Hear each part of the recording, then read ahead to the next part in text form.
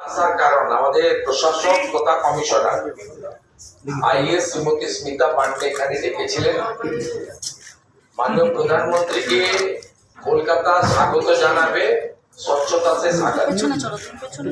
সেই ইভেন্ট যেটা শুরু হচ্ছে আজ থেকে শুরু হয়েছে সেটাকে সামনে রেখেই আমাদের এখানে আসা। কর্পোরেশন যেহেতু প্রশাসকের মাধ্যমে রাজ্য সরকার নিয়ন্ত্রণ করছে, ওনার আমন্ত্রণকে সামনে রেখে এবং এটি খুব গুরুত্বপূর্ণ এখন সমাজ জীবনে।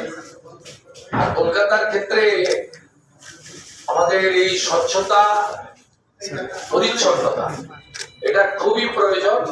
আমরা সুযোগ পেয়েছি ওয়ার্ল্ড যোগা ডের মেন ইভেন্ট দেশের মধ্যে এখানে হচ্ছে, আমরা প্রাইম মিনিস্টার নিজে পার্টিসিপেট করছেন, তাকে সামনে রেখে আমরা কলকাতাতে এই কম সময়ের মধ্যে স্বচ্ছতা সহ জাগরণ, জনগণকে সচেতন করা, এই কাজগুলো করার জন্য এখানে আসা। এবং মাননীয় অগ্নিমিত্রা পাল মহোদয়া, মাননীয় কমিশনার এবং আমি আমাদের বক্তব্যে কলকাতার গুরুত্ব, কলকাতাকে কেন আরো ডেভেলপমেন্ট করতে হবে সেটা বলেছি। এখানে 14 জন মতো এমএলএ আছেন, মানে আমাদের যাদবপুর, টালিগঞ্জ এগুলো নিয়ে কসবা, বেহালার পাঁচি। তা আমাদের এখানে প্রায় সব কাউন্সিল এমএলএরাই এসেছিলেন, মাননীয় মন্ত্রী যারা কলকাতা থেকে রিপ্রেজেন্ট করছেন তারা সকলে ছিলেন, এবং বিদায়ী বোর্ডের কাউন্সিলর, যেহেতু কর্পোরেশনের হোয়াটসঅ্যাপ গ্রুপে মাননীয় কমিশনার আহ্বান করেছিলেন, তারাও অনেককে দেখেছি আমরা এসেছেন, এবং মিনাদিও ছিলেন, মিনা দেবী পুরোহিত, সবারের কাউন্সিলর। তা সব মিলিয়ে আমরা একটা ভালো উদ্দেশ্য নিয়ে এখানে মিলিত হয়েছিলাম, যেখানে কর্পোরেশন টিম, কলকাতা পুলিশ নগরপালের নেতৃত্বে, urban development ministry, elected public representative মানে এমপি থেকে এক্স কাউন্সিলর, সবার একটা ভালো মেলবন্ধন হলো। মাননীয় প্রধানমন্ত্রীকে তার আগমনকে আমরা সামনে রেখে এই কর্মসূচিও সফল করব, এবং 21 তারিখ এটা মেগা, সব আগের সব রেকর্ড ভেঙে যাবে আমার বিশ্বাস।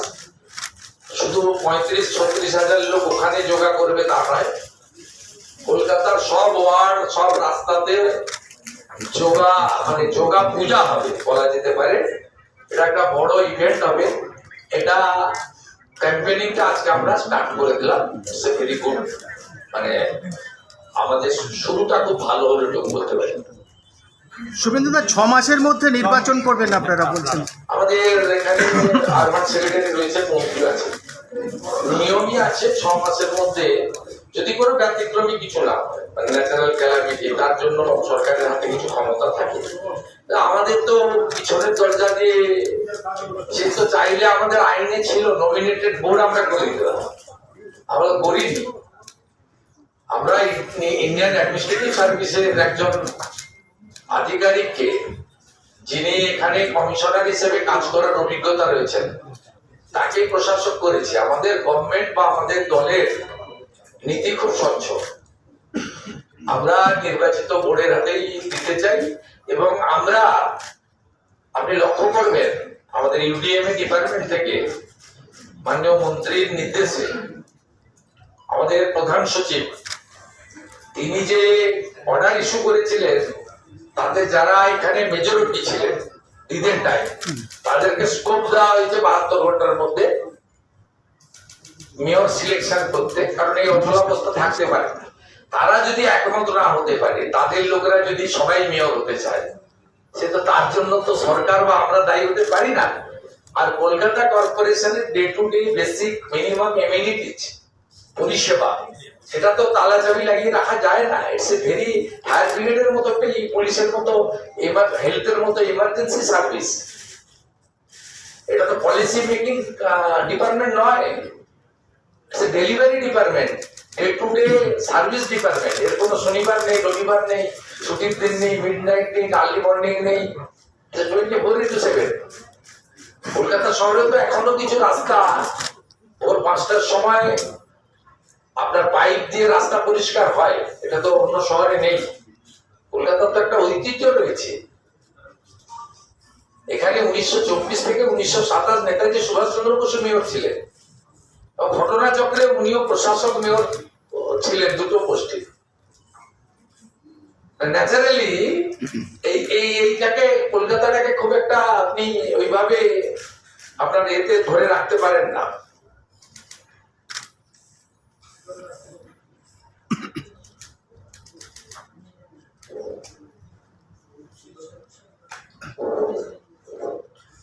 হ্যাঁ, ও আমাদের প্রশাসক আমাকে একটা জিনিস বলতে বললেন, সেটা হচ্ছে কলকাতা কর্পোরেশন এলাকার এমএলএ দেরকে পাওয়ার দেওয়া হয়েছে সার্টিফিকেট তারা ইস্যু করতে পারবে।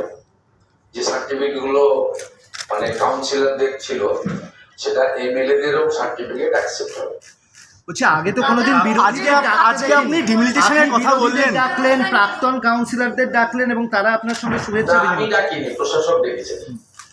তো প্রশাসককে আমরা বলে দিইনি যে আমরা করবেন ওরা করবেন, আমরা বলে দিইনি, উনি ডেকেছেন, ওয়েলকাম। আমরা তো ডেভেলপমেন্টে সবাইকে নিয়ে করতে চাই, আমাদের তো কোনো বিষয় নেই। তা আগে ওনারা কেন করেনি তার উত্তর ওনাদের দিতে হবে। আমরা তো প্রথম দিন থেকেই অ্যাডমিনিস্ট্রেটিভ এআরএম গুলোতেও ডাকছি, অনেকে আসছেন অনেকে আসছেন না, দেখছেন আস্তে আস্তে বাঁধ ভেঙে যাচ্ছে, সবাই আসছে।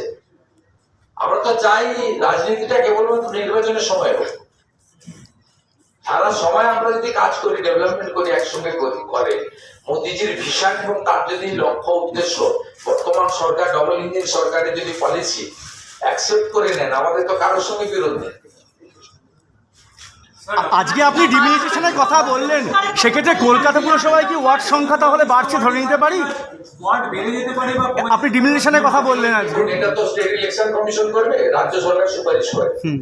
মাননীয় মন্ত্রী এবং মাননীয় কমিশনার রয়েছে, আমাদের প্রিন্সিপাল সেক্রেটারিকে দেখি আমার মনে হয়েছে, যেহেতু আমি ভবানীপুরে লড়েছি, জিতেছি, আমি সেখানে দেখেছি যে এক একটা ওয়ার্ডে এক এক রকম ভোটার্স রয়েছে।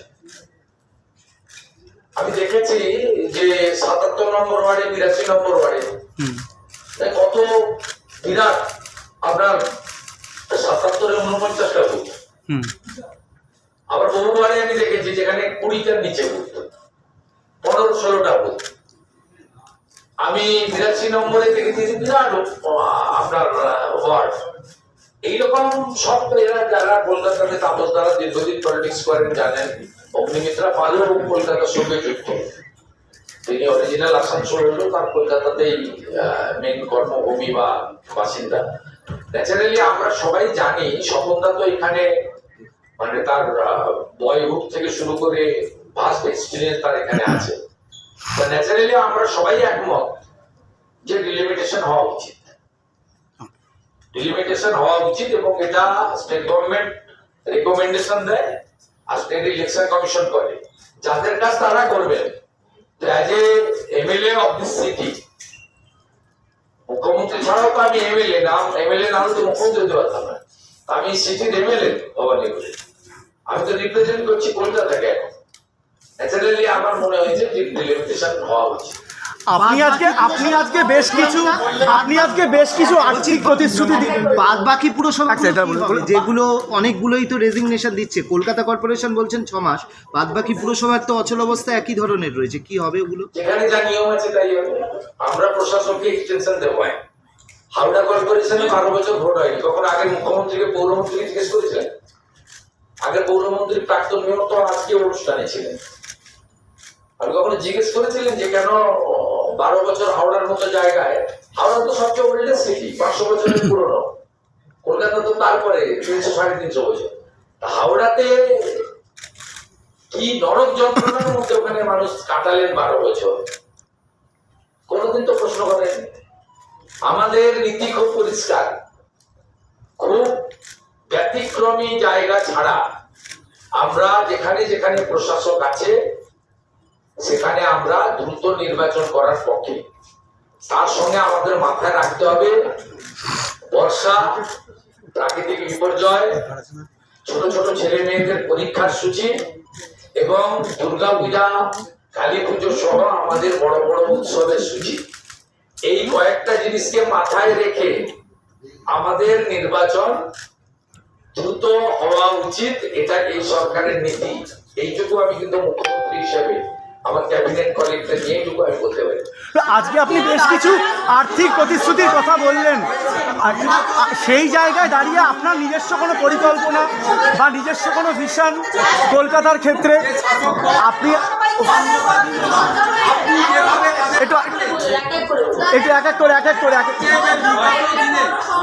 আস্তে আস্তে বিগত দিনে এই পুরসভাতে যে প্রাক্তন পুরবোর্ড ছিল, যেখানে বিরোধী দলের নেতাদের বা কাউন্সিলরদের মান্যতা দেওয়া হইতো না কোনো বিষয়তে, কিন্তু আজ আমরা ভারতবর্ষের কোন রাজ্যেই হয় না।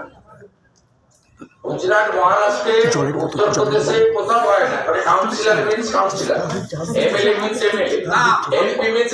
তারা কি করতেন তার উত্তর আমি কি দেবো? তাহলে দায়িত্ব আরো আজকে দেখলাম ব্যতিক্রমী চিত্র যে আপনারা ডাকতে তারা সকলে উপস্থিত এবং একযোগে কাজ করার জন্য তারা মানসিকতা প্রকাশ করছেন। এটা কিভাবে দেখছেন? অন্যভাবে দেখছি না, এটা স্বাভাবিক। ভারতবর্ষের এতগুলো রাজ্যে যা হয় আমরা এখানে তাই করছি। শুভেন্দু একটা এমএলএ যদি মুখ্যমন্ত্রীর সঙ্গে দেখা করতে চায়, আমি তার সঙ্গে দেখা করবো না, তার দল দেখবো।